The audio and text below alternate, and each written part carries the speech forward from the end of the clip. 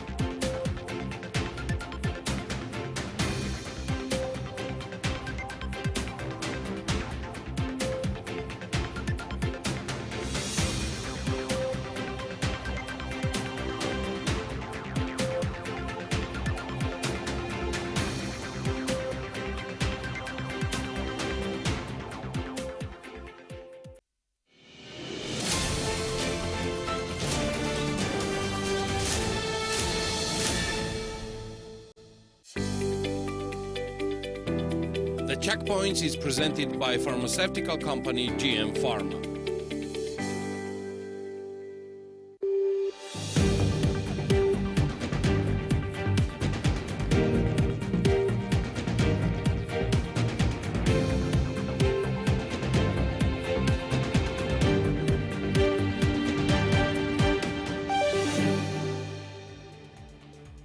Georgia votes in pivotal 2024 parliamentary elections with voter turnout at 58.9%. According to the CEC preliminary results released, Georgian Dream leads with 54.3% based on 3,085 precincts, which is around 99% of precincts that voted electronically, 90% of all precincts.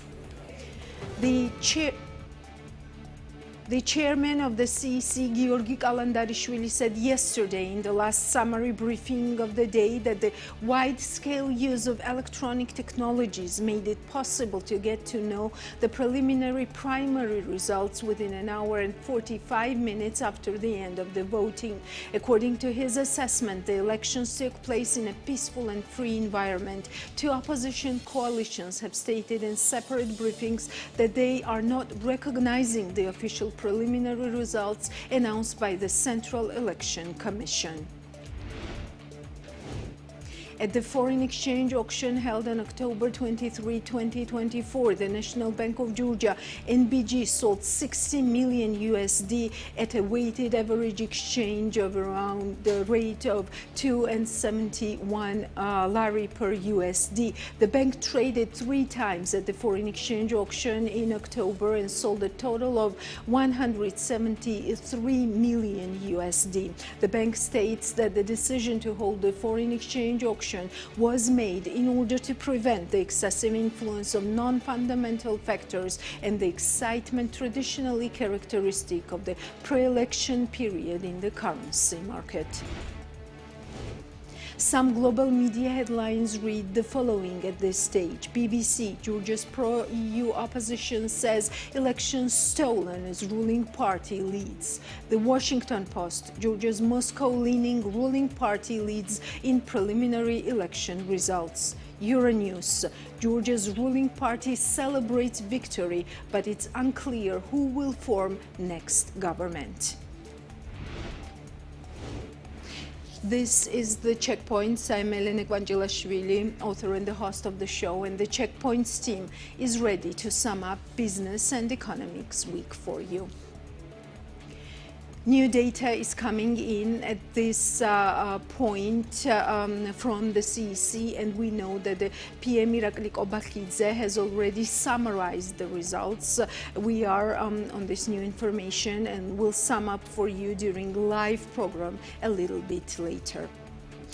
Before that, let me remind you that the preliminary results released by the Central Election Commission on October 26 put the Georgian Dream Party in the lead at 52.9% against a combined total of 38.4% received by opposition parties that crossed the 5% electoral threshold. The full preliminary results are based on 2,206 precincts, which was 97% of the precincts that voted electronically. 90% of all precincts showed the Georgian Dream as a winner, while all major opposition coalitions that had signed the president's Georgian charter passed the threshold. Preliminary results showed their combined total below 40%. The Coalition for Change, which unites Ahali, Girchi, More Freedom and Drua parties, was the strongest among the opposition with 11.2%, with the Unity to Save Georgia alliance led by the United National Movement, the former ruling party, finishing with 9.8%. Next came the Strong Georgia coalition led by Lelo for Georgia with 9.2%, and For Georgia led by ex-Prime Minister Georgi Gakharia with 8.2% of the vote. None of the other parties crossed the threshold at the time.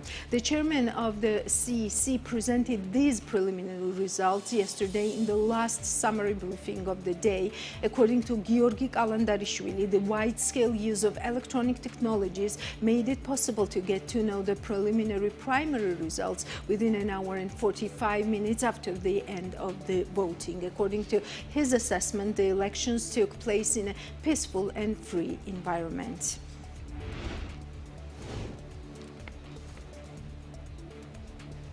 These results are changing, and our reporter Georgi Aronia will give us a more updated picture soon. The thing is that 394,547 Georgians, 11.2% of all registered voters, were eligible to vote in the traditional non-electronic procedure. This including 95,910 voters registered abroad, while the rest were registered in remote, mountainous or smaller precincts where it was inconvenient to install new technology. This means that more than 10% of voters were eligible to cast ballots in traditional voting abroad and in Georgia's remote and mountainous regions. Final official results are expected to be available today. They were available today, actually, after all ballots, both in electronic and non-electronic precincts, have been counted by hand. We have some updates from the New York polling. Head of our U.S. Bureau, Tamna Kemertadze, worked for the Checkpoints from New York. Let us hear some voices of those who had to stand in long lines to use their right and cast votes. First and foremost, I think that in any country, doesn't matter you're Georgian or you are citizen of Italy, whatever, the election day and your vote as a citizen is the most important thing the right that you have from the Constitution. So obviously coming to election day and showing your support to whatever party or person you support is the most important thing that you can do as a citizen of the country. Most importantly for this election, I think it's one of the crossovers in Georgian history. So I really think that it's very, very important that every citizen voted today and that we have this free path to wherever Georgia wants to go and whatever it's best for Georgia's development.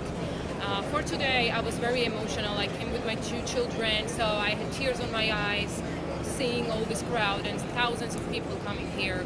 But then I was shocked, and I'm still shocked. I was literally shaking when I left the consulate, how unorganized and how everything was little mess. Because I didn't even know my registration number. So to find out my number, the only way was to see on the consulate website, but the website was not working. The system was just shut. So I was astonished finding out there. And then they just let me in because I was with the kids. So fortunately, I was in the right building, right floor, and I found my number on the wall and I voted. But probably there are tons of citizens like me coming here, not knowing their registration number, and nobody's here organizing the crowd, supporting people, helping them to get around. So only this, for me, is a big violation as a right of a citizen who comes here to vote, and you don't provide any kind of support in order for citizens to vote. For me as a Georgian citizen, these elections mean my country's ability to separate itself from Russia at last and go toward a more progressive and accepting environment, because I am a dual citizen of Russia and of Georgia. I have lived in Russia a lot of years of my life. I know what it's like there. I don't like it there very much. And I don't like my country that was forcibly occupied by Russia being essentially bought into back into the Soviet Union by a billionaire who was working for his own gains. And because in my own country, the ruling party is so blatantly cheating and undermining our democracy, that my hope is here, under the supervision of the world's biggest democracy at least, my vote can properly be counted to the future I want. So I've been in this line for 3 hours now. It was moving very quickly at the start, but now it's hit a bit of a roadblock, and I intend to stay until the end. But I've heard the consulate has decided to remain open past the initial expected 8 p.m. deadline, and I intend to make use of that. I am fairly skeptical about our ruling party's ability to accept a fair democracy and fair election. So my hope is that it's so obvious to everyone who's seeing these recordings, who's seeing all the people posting on Facebook, how many people in their country, in other countries, are voting very clearly not for the Russian party, essentially. And that if they refuse to acknowledge that clearly they're not winning by a landslide as they're claiming, that we can call them out, we can show them everything, and we can, if need be, take things into a less peaceful hands. Yeah, I'm standing here also this morning. Left home at 7 a.m. So yeah, 13,000 Georgians are standing here on 44th Street with the hope to change something in our country. So I don't know what are the numbers and answers now from Georgia, but we hope for the best, for changes first of all. And change is always good. Yeah, Georgian people, since last century, we choose the West. So we have nobility fighting against Soviet Union, and actually exactly the same is happening right now. Nothing really changed. So that's our hope. Yeah, we are Europeans, so we would like to be part of it. And with this government, that would be possible. Tamna Kemertelidze gathered these voices for you. Meanwhile, in Georgia, all the major opposition parties have responded to the preliminary results so far. Opposition coalitions, Unity UNM and the Coalition for Change leaders have announced in separate briefings that they are not recognizing the official preliminary results announced by the Central Election Commission yesterday. Representatives of both parties say these are the stolen elections. The parties are indicating several ways to allegedly rig the elections, such as manipulation of the verification system assisted by the registrators who were exclusively GD members, tampering with the marking, multiple electronic voting by the same people in different precincts for which the GD used the personal information that it had collected by taking the IDs of the voters before the elections. Coalition Strong Georgia Dzilieri Sakartvelo stated the results did not reflect the will of the Georgian people against the backdrop of elections conducting with nationwide intimidation and bribery. The announced figures contradict the historical and present-day choice of the Georgian people. This is Strong Georgia's position at this point. Gacharia for Georgia also responded to the preliminary results in a briefing on alleged widespread violations on election day. Gacharia for Georgia highlighted several violations that they say impacted the official preliminary results, including vote buying, the acceptance of spoiled ballots in favor of Georgian Dream, the distribution of pre-marked ballots, and the incidents of voters costing multiple ballots. The official position of the party is to wait for the final results, and at the same time it plans to share detailed evidence of violations with local and international partners. My Vote, a local observer mission uniting dozens of Georgian civil society organizations, said it identified a large scheme to rig the 2024 parliamentary elections and will demand the annulment of the official results. According to My Vote, as of 10 to 11 p.m., the mission's observers identified 347 violations of the marking process, 89 reports of violations of the secrecy of the vote, 341 cases of unauthorized persons in the polling station, and 96 cases of physical violence, threats and confrontations, as well as 163 cases of obstruction of My Vote observers.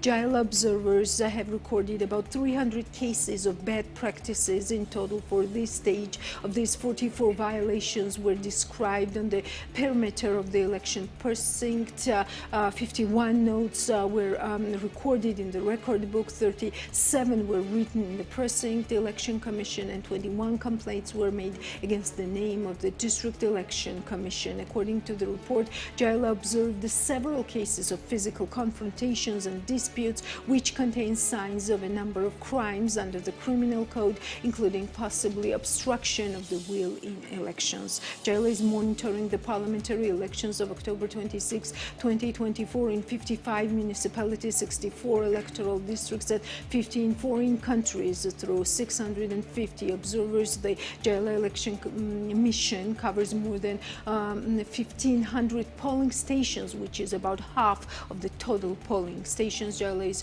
represented by both static and mobile observers at the polling station. They monitor the election process from the moment the precincts are opened and will remain in the precincts until the summary protocols of the voting results are drawn up. Also, observers of 30 districts of Jaila in the respective districts will observe the procedures of receiving documents from different districts in the districts throughout the night. In addition, the Jaila mission will study the summary protocols of all the districts, which include both the districts in the territory of Georgia and those outside its borders. This is the picture that we have so far coming from yesterday, the voting day. We'll update you by the end of the program with the updated information that we'll get from CEC and other parties.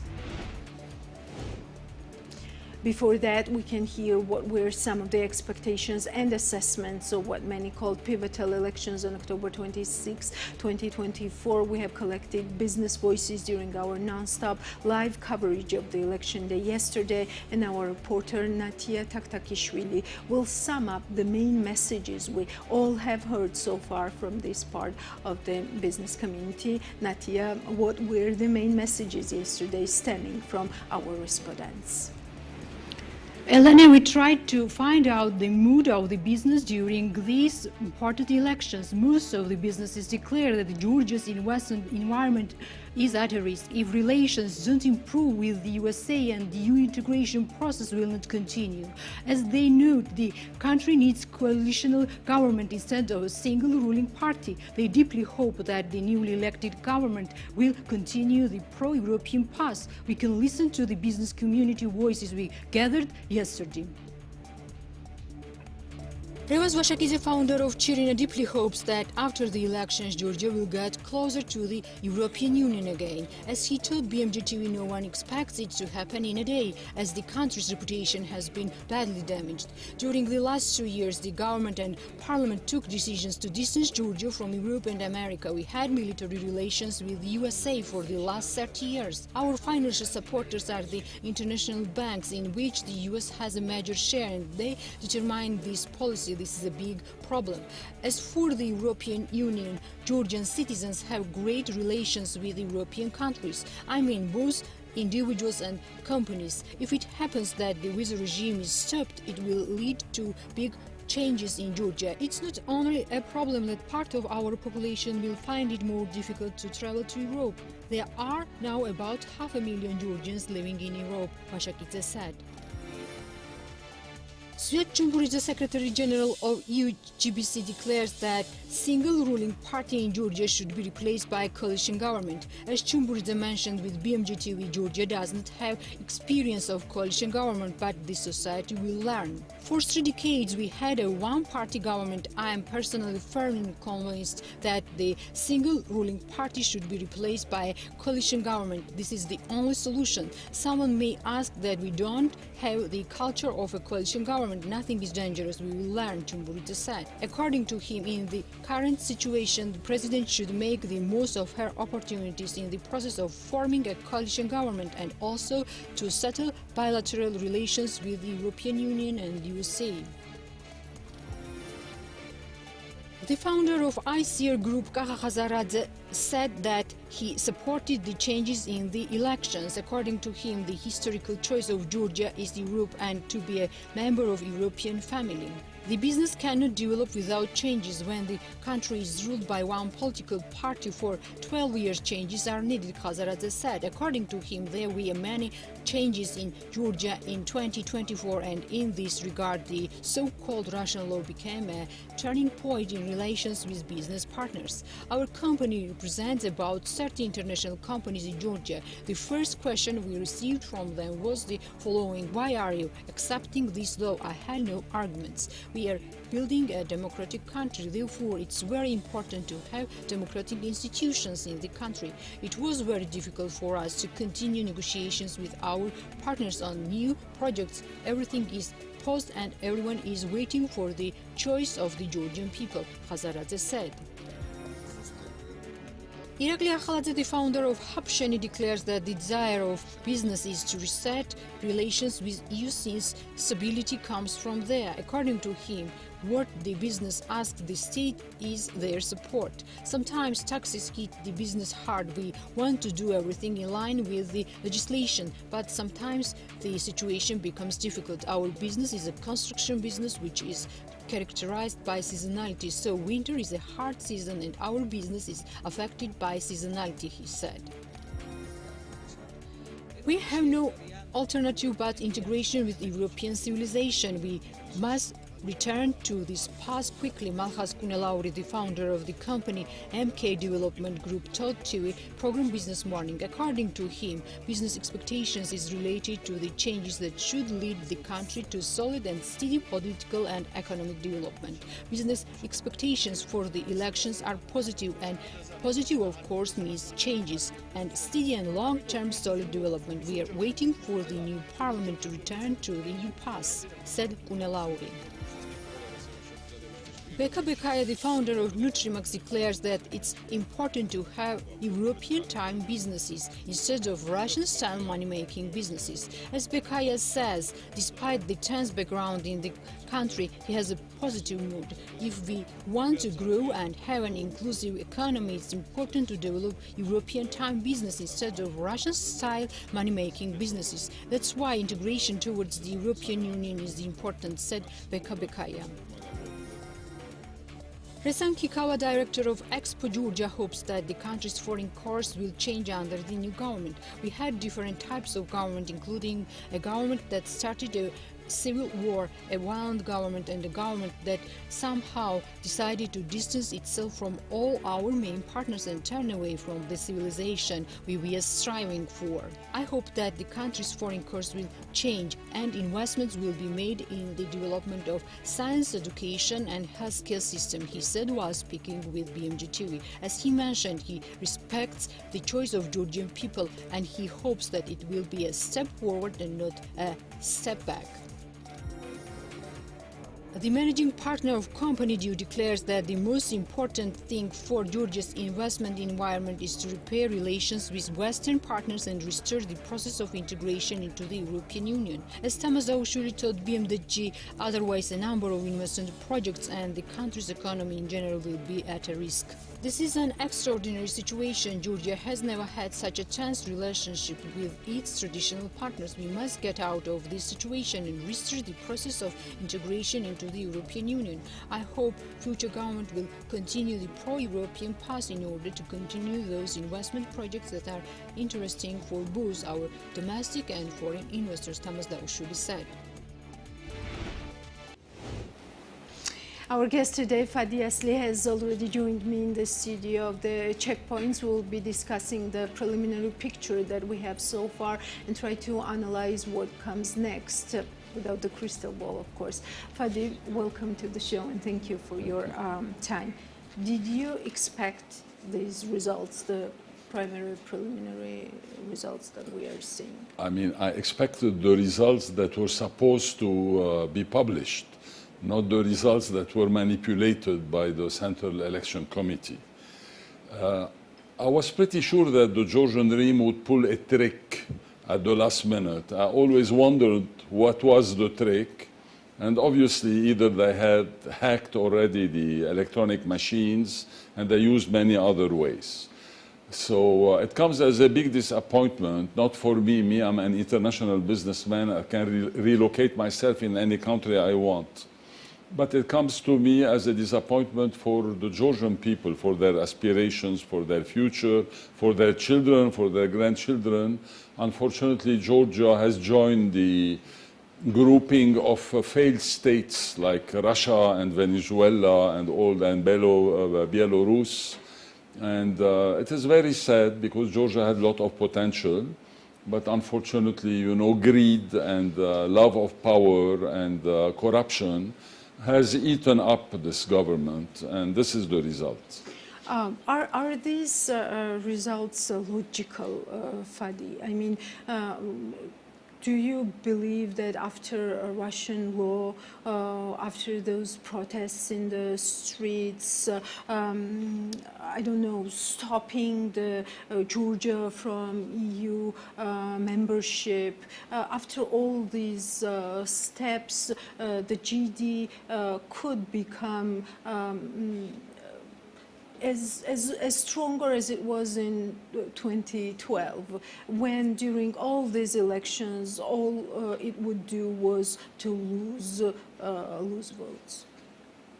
I mean, it's obvious that the results are manipulated, and there is a very interesting graph that I saw a little earlier before getting into the studio, showing the historic coincidence of Edison Research exit polls with the real polls, with the real result, the final results of the elections. And you would notice that since 2018, in all the elections that happened, The exit polls of Edison Research were very close to the final results of the CEC. But if you look at the results of yesterday, the deviation is so huge that it is laughable. I mean, it's mathematically impossible. So it's obvious, you know, the elections have been rigged. And of course, the Georgian dream cannot have the same popularity today that it had in 2012. I think that they are even more popular, according to the CEC, to what they were in 2012. So it's a whole masquerade, unfortunately, very typical of a failed state in a banana republic. And we find ourselves today in a real banana republic. Now everything will, a lot will depend on the assessment of the international organizations who are watching the elections, mainly the OSCE, if they would speak the truth and not undermine their own credibility. They should not legitimize those elections. However, if they legitimize the elections, then there is not much that can be done. Do you think it will be easier to provide proof of these manipulations, since these are already like partly electronic elections? Look, it is impossible to it's very difficult, not impossible, unless you really have access to the machines, to everything, which will never happen because the Georgian dream will never allow any independent party to audit the machines. So it is very difficult to prove it. Yes, you can prove like carousel, you can prove like bribing, because all of this is documented. But hacking of the machines is difficult to prove. Several months ago, I had published an article myself warning about the fact that electronic voting is very dangerous and that the software and the hardware can be hacked. And at that time, the Central Election Commission had responded to me saying that that was not true, etc. But today it proves that it is true. We will see how it plays. You know, this time the stakes are very high. It's not like 2020. We will see how it will play, but it will not have positive impact on the business environment, that's for sure. When you said that the stakes are high, not like in 2020, what do you mean precisely? I mean that, you know, the future of Georgia and Armenia are at stake now. It's not only Georgia. Because if Georgia, you know, doesn't make it to the EU, Armenia will have very little chance to do it on its own.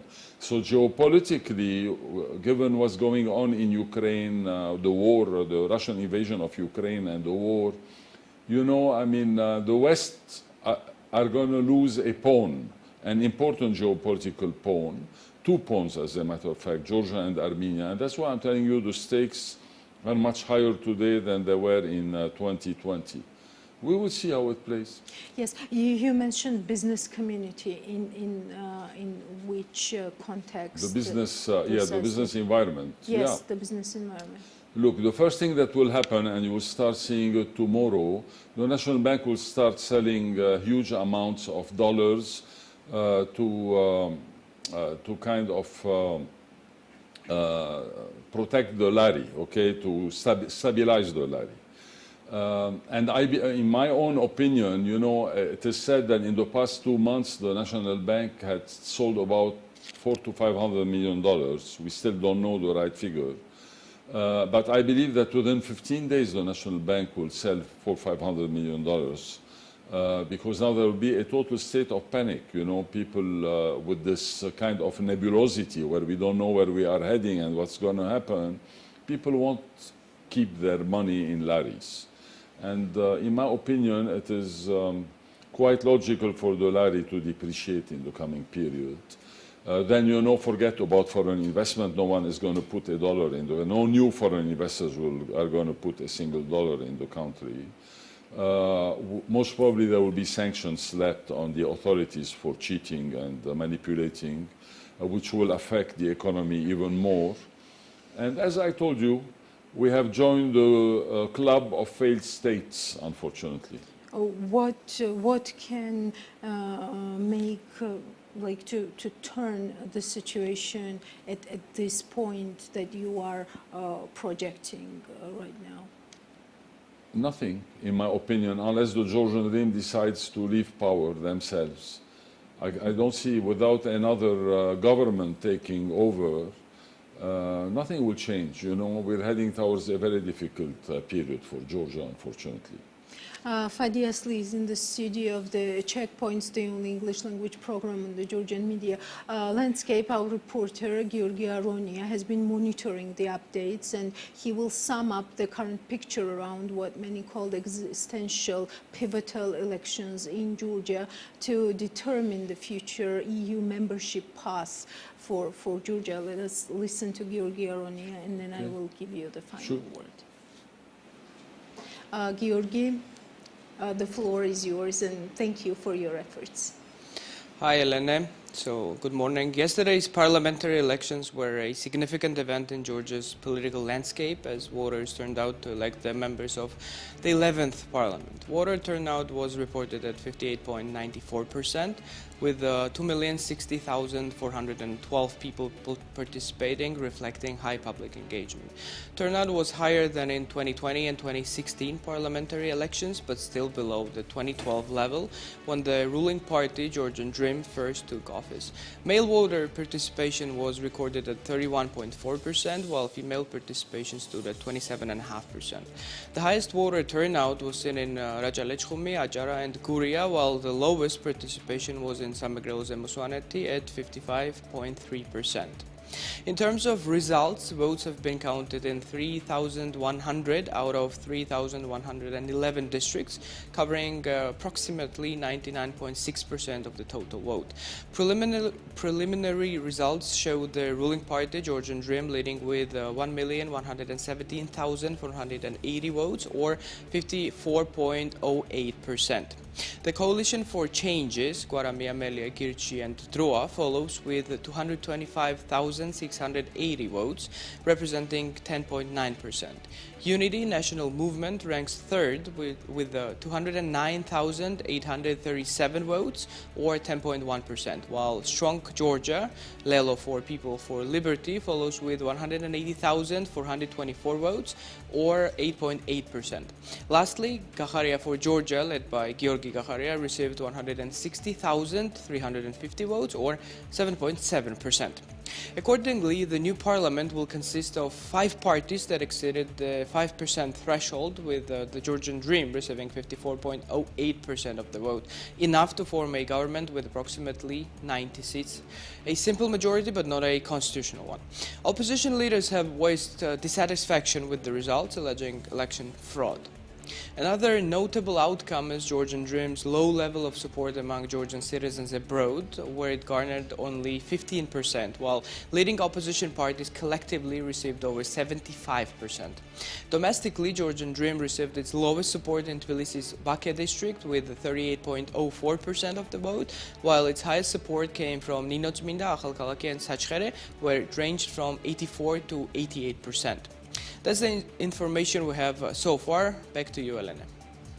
Thank you, Georgi, for updates. Fadi Asli is with me. Fadi, what are the impressions, and what is the main message at this point to the voters, to the business community, to GD even? Look, I will tell you. You know, I come from a country that has always been very turbulent, Lebanon. I'm Lebanese. And, you know, the business community has always thrived despite civil war and despite, you know, businesses will adapt to any circumstance. Now, of course, it's going to be more difficult, especially if there are sanctions. Then this will affect legitimate businesses, and then we will see the arisal of illegitimate businesses that are close to the government that would try to shortcut the sanctions, which is typical in every country that's under sanctions. So it's going to be a rough road.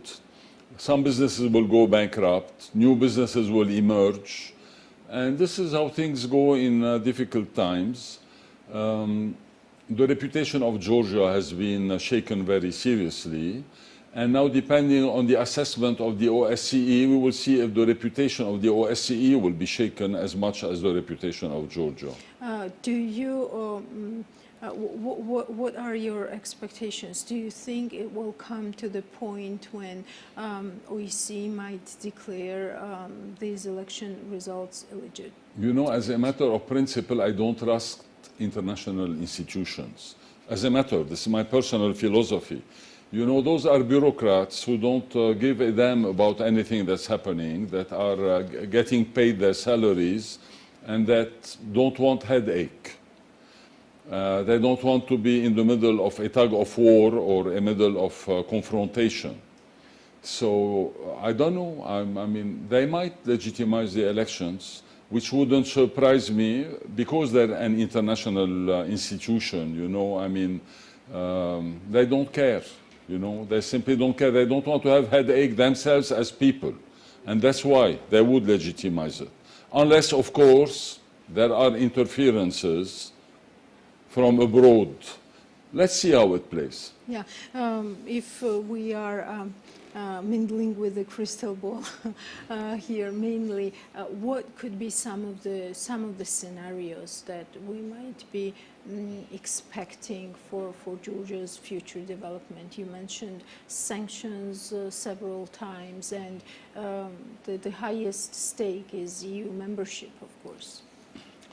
We might lose our visa-free regime. It is a possibility. This means you and I, the honest people, will have to line up at the door of the embassies to get a visa. This is one thing. There might be rallies in the streets. It is a possibility. But the bigger possibility is to see violence. Violence, like real violence, like assassinations, people beaten up, eventually some public figure we know very well thrown in jail and arrested. There will be instability and violence, that's for sure. I mean, it doesn't take a crystal ball to read it. You just need to use your common sense. Because also what you need to understand is the psychology of people. You know, when you are in a democracy, and one side doesn't play by the democratic rules, you cannot expect the other side to keep playing by the democratic rules, you see? And that's why I'm telling you that I unfortunately foresee violence coming. Logic says this. It will be a very unstable period for Georgia that's coming, that will affect the economy, that will affect businesses, that will affect the reputation of the country, its future aspirations. And we will be put in the freezer for some time till there will be some geopolitical changes that would affect us positively, and then we will see what will happen. But meanwhile, you will have a totally wasted generation. You know, those young people who are between 20 and 30 today and who have their future ahead. Either they're going to emigrate, or they're going to waste their future by being here just waiting for something to happen without anything happening. Do you think, does this picture have any other side that might be brighter, that maybe me and you do not see? Yeah, you get used to pain. You get used to pain. That's the bright side. Yeah, you know, then you know, if you're married, you see that the marriage is like an easy thing compared to this. I mean, you know, look, you will always see a bright side. You'll always say, thank you, I'm alive, I'm in a good health. Thank you, you know, I'm on a salary that is okay. You know, your priorities will change. You see, you will look more into your own self, into your family, into your thing, and you will forget about democracy and big titles and the EU and all those things. And you will be like during Soviet times, where, you know, your personal happiness and your little circle around you, you know, is very important. And that the dictatorship outside, you live with it and you don't care. You know, you play by the rule of the games. This is where we are heading. But do you think there will be room for that? Because the dictatorship now and dictatorship back in the Soviet times, these are probably two different dictatorships. And do you think Georgia has resources, like financial, economic, whatever resources, to have this dictatorship, to kind of like maintain and to feed this dictatorship? Yes, you know, I mean, you will have a kind of nomenclatura close to the Georgian dream who exists since years already, you know, the same business people around the Georgian dream who are making money. Then you will have a shrinkage of the middle class even more. And then, you know, the poor people will remain poor for a very long time. And, you know, those poor people have been poor since the Shevardnadze's time. And for them, nothing will really change except suffering. Then the Georgian dream will give more money to the poor, you know, like subsidies, social programs to keep them like kind of, instead of raising everyone up with high salaries, everything, they will keep on subsidizing with social program those poor people to keep them kind of happy with 5 kilos of potatoes and tomatoes and 20 laris and yeah. Do you think there could have been more effort not to have this type of results? Do you think? No, what can you do? You know, you have a man who controls every single state institution, from the prosecutor office to the courts to the ministries to everything. Okay, what can you do? You as a citizen, okay? You can go to court, you can file a complaint at the prosecutor, you can go complain to anyone. You have to just take whatever comes on your head. There is nothing. I think that the opposition played it very well, they did their utmost, and they have proven that the majority of the Georgians don't want the Georgian dream. This, everyone knows it. What the official figures, they're total bullshit, okay? No one believes them, okay? No one believes them. So it doesn't matter. We are jailed under the Georgian dream by force, by a dictatorship. It's a dictatorship. I mean, whoever says the Georgian dream is not a dictatorship is an idiot, okay? It's a dictatorship. So we have to live under this dictatorship. There will be more curbing of freedoms in the coming period. People who speak like me probably will be beaten up in the street, put in jail, whatever. It will happen, okay? And we have to brace for it. It's a dark period for Georgia that's coming. For Georgia, not for the Georgian dream nomenclatura. It will be a golden period for them because they will be wealthier and more prosperous with their families themselves. Yeah, but for Georgia, it is a dark period. I don't want to believe in that. You have to believe. If you don't believe in this picture, you cannot change it. Maybe. Thank you so much. Fadi Asli, live in the checkpoints. Thank you for your participation. And that's all for today. We'll meet next Sunday. Something makes me think we will have a lot to discuss. Before that, keep with us up on BM.G.